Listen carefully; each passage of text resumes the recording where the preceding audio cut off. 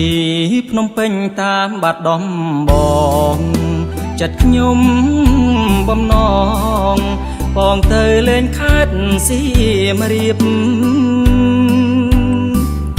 ភូមិតាមដងផ្លូវអស់នៅទាំងសភាព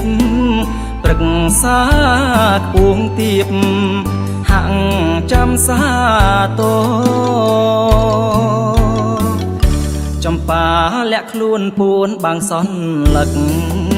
ក្រអូបល្ងាចព្រឹកឈ្ងុយឈ្ងប់ក្រមលប់អង្គ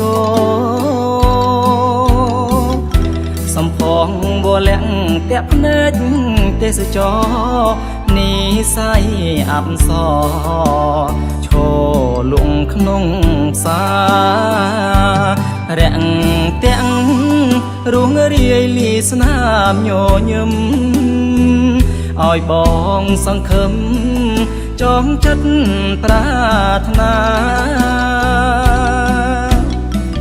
លែបខាយសំដីក្នុងន័យស្នេហាអូនអៀនឈ្ងោកភក្ត្រាមិនវាចាឆ្លងសុខចិត្តដូរដីបើថ្លៃព្រមស្ម័គ្រឆ្លើយមកវលាក់កុំស្ទាក់កាត់ផ្ដាច់បំណងរៀមសុំផ្ញើឆ្អឹងនឹងសៀមរាបផងឬមួយនួនអងអូនមានគ្នាទៅហើយ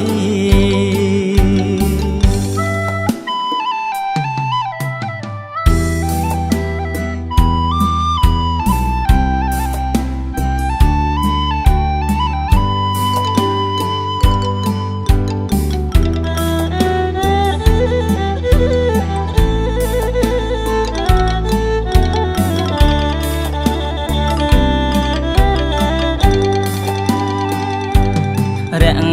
ទាំងរួងរាយលីស្នាមញញឹមឲ្យបងសង្ឃឹមចងចិត្តប្រាថ្នាលែបខាយសំដីក្នុងន័យស្នេហាអូនអៀនឈ្ងោកភក្ត្រាមិនវាចាឆ្លងសុខចិត្តដូរដីបើថ្លៃព្រមស្ម័គ្រឆ្លើយមកវលាក់កុំស្ទាក់កាត់ផ្ដាច់បំណងរៀមសុំផ្ញើឆ្អឹងនឹងសៀមរាបផងឬមួយនួនអងអូនមានគ្នាទៅហើយ